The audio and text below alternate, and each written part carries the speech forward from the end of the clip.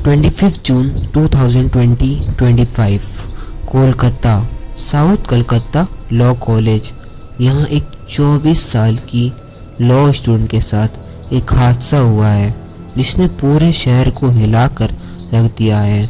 एक ऐसी घटना जिससे ना सिर्फ उस लड़की की ज़िंदगी बदल गई बल्कि पूरे देश में एक गुस्से और डर का वापस माहौल फैला दिया है, क्योंकि सेम ऐसा ही हादसा हमारे इसी शहर में पहले भी हो चुका है।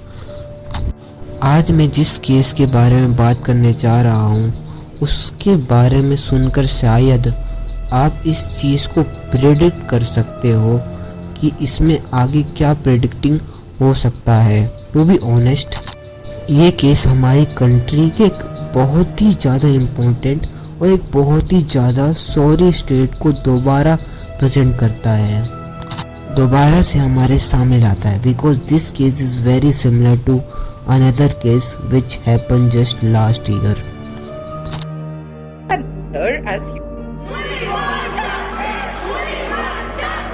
Less than a year, ladies and gentlemen, and another case of coercion, power play. And you think about it, this is the same thing all over again. Exactly दोपहर 3:30 पर एक 24 साल की first year law student south Calcutta law college पहुंचती है। उसका नाम reveal नहीं हुआ है क्योंकि इंडियन लॉ के अकॉर्डिंग विक्टिम की आइडेंटिटी प्रोटेक्ट की जाती है। वो लड़की कॉलेज अपना एग्ज़ाम फॉर्म सबमिट करने आई थी। ये एक रूटीन वर्क होता है जो सभी स्टूडेंट को फॉलो करना पड़ता है, लेकिन उस दिन उस लड़की को कुछ लोग वहीं रुकने को बोलते हैं and she thought may be the asking her this things just discuss something. पर उस लड़की को ये चीज़ नहीं पता थी कि वो दिन उस लड़की की ज़िंदगी का सबसे बुरा दिन होने वाला है। एग्जैक्टली 7:30 पर कॉलेज के कैंपस में अंधेरा होने लगा था और फिर अकॉर्डिंग टू टेस्टिमनी 3 लोग मुंजीत मिश्रा, सुबेद अहमद और प्रमित मुखर्जी उस लड़की को कॉलेज के ग्राउंड फ्लोर के गार्ड रूम में ले गए और ये room student union office room के पास का है और ये एक ऐसी जगह है, नॉर्मली ये सेफ मानी जाती थी इस कॉलेज में, लेकिन उस रात ये सेफ प्लेस एक लेजेंड जेल बन गया उस लड़की के लिए। Monojit Mishra who is 31 right now, एक फॉर्मर स्टूडेंट और एक कॉलेज का टेम्पररी नॉन टीचिंग स्टाफ था जो फीमेल राइट्स के लिए पहले इस कॉलेज में लड़ा करता था एंड इसीलिए उसके पास इस रूम का एक्सेस था। और यही मोनोजीत मिश्रा इस केस का प्राइम मेन सस्पेक्ट है।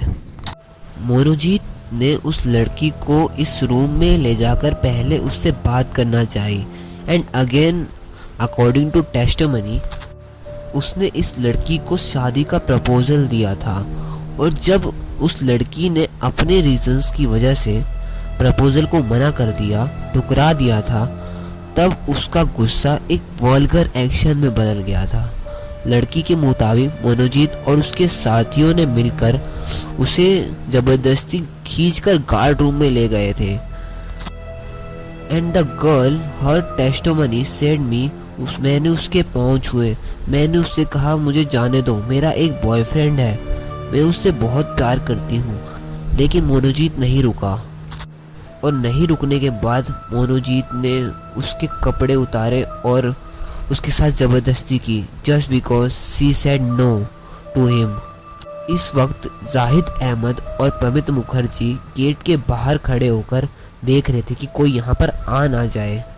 इन दोनों ने ना सिर्फ मोनोजीत को रोका नहीं बल्कि उसे इस क्राइम को करने दिया और एक तरीके से बाहर खड़े होकर उसे शील्ड भी करा था और ये सब कुछ रिकॉर्डिंग करने में भी मदद करी थी। और एक 90 मिनट्स की क्लिप में उन लोगों ने ये सब रिकॉर्ड करा था जो उनके ही फ़ोन से मिला था। वही फ़ोन जिसको बाद में पुलिस ने सीज कर दिया था इस केस में। एंड इट्स वक्त लाइक कि उस लड़की ने यहाँ पर रिएक्ट करने की कोशिश नहीं करी, उस लड़की ने फाइट बैक करने की कोशिश नहीं करी, उसने अपनी पूरी ताकत लगाकर लड़ने की कोशिश करी थी यहाँ पर। लेकिन मनोजीत और उसके साथियों के सामने उसका बल नहीं चला और वो सामना नहीं कर पाई उन लोगों का। उसने बताया कि उसे एक हॉकी स्टिक से मारा गया था और उसके गले और उसके चेस्ट पर 22 मार के निशान भी थे। एक वक्त ऐसा भी आया जब उस लड़की को पैनिक अटैक आया। उसने उन एक्यूजेस से, उन लोगों से इनहेलर मांगा। उन्होंने इसको इनहेलर तो दिया बट मेडिकल हेल्प नहीं दी। And you guys must be wearing कि क्या इस रूम के बाहर, क्या इस कमरे के बाहर कोई आदमी या फिर कोई गार्ड नहीं था, क्योंकि at this point she must have been shouting very badly and किसी ना किसी आदमी ने तो सुनी ही होगी। तो अपेरेंटली गार्ड रूम के बाहर पर ही एक गार्ड एक्चुअली वहां मौजूद था जिसका नाम था पिनाकी बैनर्जी था। लेकिन उसने ना किसी स्टाफ को बताया ना खुद कुछ करा। टोटली मतलब इस क्राइम को उसने छुपाया, मतलब नोटिस ही नहीं करा, ऐसे दिखाया। He was totally ignore this crime. 10:50 पे मतलब लगातार 3 घंटे ये क्राइम करने के बाद वो लोग उस लड़की को वैसे उसी हालत में छोड़कर वहां से चले गए। उन लोगों के लिए she looking like a object. और जाने से पहले उन लोगों ने उस लड़की को धमकाया, ब्लैकमेल करा कि अगर तूने किसी को बताया तो हम तेरी ये जो क्लिप है वो वायरल कर देंगे, तेरे बॉयफ्रेंड को धमकाएंगे, मतलब उनको प्रॉब्लम फेस करनी पड़ेगी, तेरे मम्मी पापा को ब्लैकमेल धमकाएंगे उन लोगों को भी। और वो लोग वहां से चले गए ना। वो लड़की अपनी बची कुची ताकत से सो मच पेन वो वहां से निकलने, उसी हालत में निकलने की कोशिश करती है। एंड वो सीधा जाती है पुलिस स्टेशन पे एंड FIR दर्ज करवाती है। एंड पुलिस इस केस को सुनने के बाद उसी टाइम पे ठीक रिएक्ट करती है। आखिर ये लोग थे कौन और इनको ऐसे क्राइम करने का कोई भी डर नहीं है, मतलब इनको बिल्कुल भी गिल्ट नहीं था। और जैसा बढ़ा चढ़ा कर इस केस में दिखाया जा रहा है कि इन लोगों का पॉलिटिकल पार्टी से कुछ लेना देना है, असल में ऐसा है भी कि नहीं है। तो हु इज मनजीत मिश्रा? मोनूजीत एक फॉर्मर स्टूडेंट था और वो इसी कॉलेज से 2022 में ग्रेजुएट हुआ था और वो इस कॉलेज का नॉन टीचिंग स्टाफ भी था और क्रिमिनल लॉयर भी था। वो TMC पार्टी का एक फॉर्मर लीडर भी था और उसके बड़े बड़े लीडरों के साथ फोटोज भी थे। लेकिन जब पुलिस ने इन्वेस्टिगेशन के दौरान TMC पार्टी से पूछा तो TMC पार्टी ने सीधा कह दिया कि 2022 के बाद हमारा मनजीत से कोई भी रिलेशन नहीं है, वो हमारी पार्टी में है भी नहीं। जो मनोजीत था उससे पहले भी ऐसे केस हो चुके थे लेकिन कोई भी कुछ रिएक्ट करता नहीं था। आमतौर पे बच्चे ये भी कहते थे कि वो दादागिरी करता था, वो पूरा कैंपस कंट्रोल करता था। पुलिस इन्वेस्टिगेशन में जो जावेद अहमद था ना, वो तो सिर्फ क्या बोलते हैं मंजीत के कहने पर ही आया था, वो मंजीत के ही पीछे पीछे आया था उसके कहने पर ही। और जो मेन सस्पेक्ट प्रमेजित मुखर्जी था उसने ही मतलब मंजीत को वीडियो रिकॉर्डिंग में हेल्प करी, उसने ज्यादातर हेल्प करी थी। एंड इन दोनों का भी past over the campus affairs सब स्टूडेंट्स उनको बहुत फियर करते थे।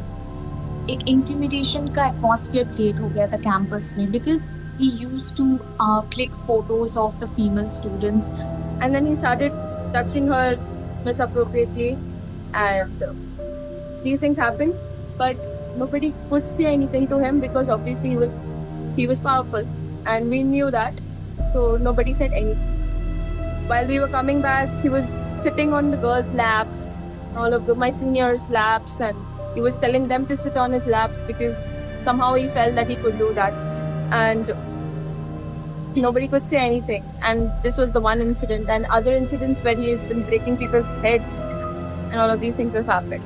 So throughout Kolkata, there have been several FIRs filed against him, but nobody took any action because of his political influence.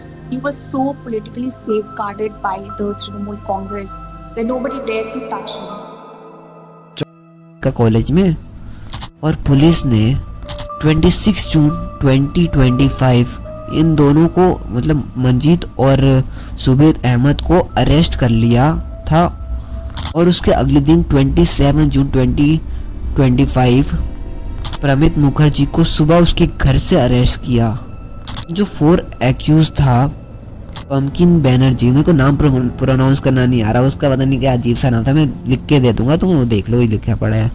उसको भी उस 28 जून 2028 उसको भी अरेस्ट किया बिकॉज उसने किसी को कुछ नहीं बताया और टोटली इग्नोर करा। ये सीसीटीवी फुटेज में साफ साफ दिख गया था। नाउ दिस टाइम ये केस सिर्फ एक रेप केस नहीं रहा, बल्कि टीएमसी और बीजेपी पार्टी का एक खुद का ही अपना मामला बन गया है कि वो दोनों एक दूसरे को ब्लेम कर रही है कि तुमने क्रिमिनल को छुपाया है, प्रोटेक्ट करा है। My well real victim stayed scared, silent, suspend. This is not just about one college और वन क्रिमिनल। यही एक ब्रोकन एजुकेशन सिस्टम जहां power, justice, fear, freedom, system silent as accountability.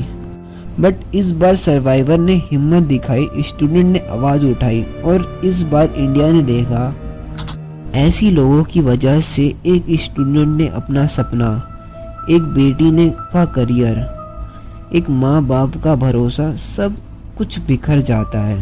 अगर आपको लगता है कि मनोजीत जैसे लोग हर कॉलेज में होते हैं और इनको अगेंस्ट बोल्ड होना ज़रूरी है, तो कमेंट करो जस्टिस होना चाहिए या नहीं।